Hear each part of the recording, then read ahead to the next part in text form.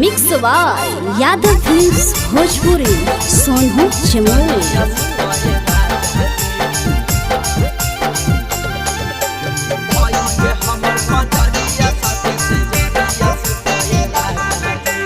चढ़ल जवानी है अभी हमर लहरिया लुटाए राजा जी।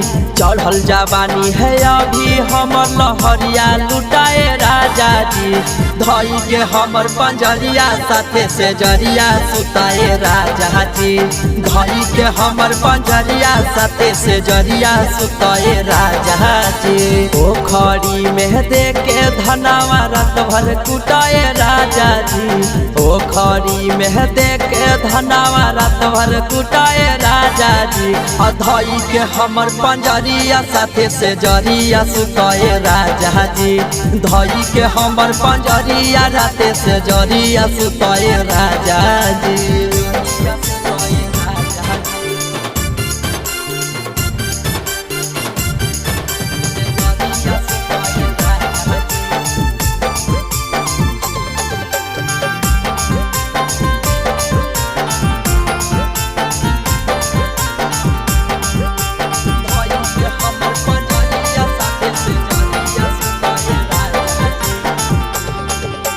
करे रोजे चल जहा राजा जी पटिया। आ तोहरे बिना बीत जाए सुखल हमर रतिया। करे रोजे चल जहा राजा जी पटिया। आ सुखल हमारा बीत जाए राजा रोजे रतिया। आ चढ़ल जवानी के गरमी हमर अगिए फुके राजा जी। चढ़ल जवानी के गरमी हमर अगिए फुके राजा जी।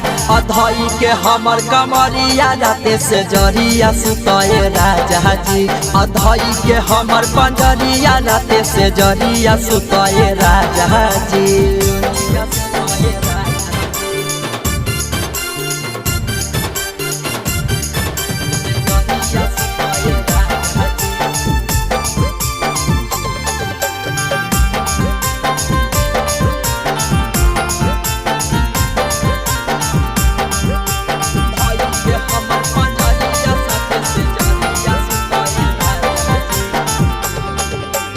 कहिया बुझब आनंद राजा पिया हमर मन के। ज्यादा तारा सैबत जीमा कर देव नंदन के। कहिया बुझब आनंद बादल पिया हमर मन के। ज्यादा जे तर सैबत जीमा कर देव नंदन के। आपन कमावा करे में नहीं ऐसे चुकाए राजा जी। आपन कमावा करे में नहीं ऐसे चुकाए राजा जी।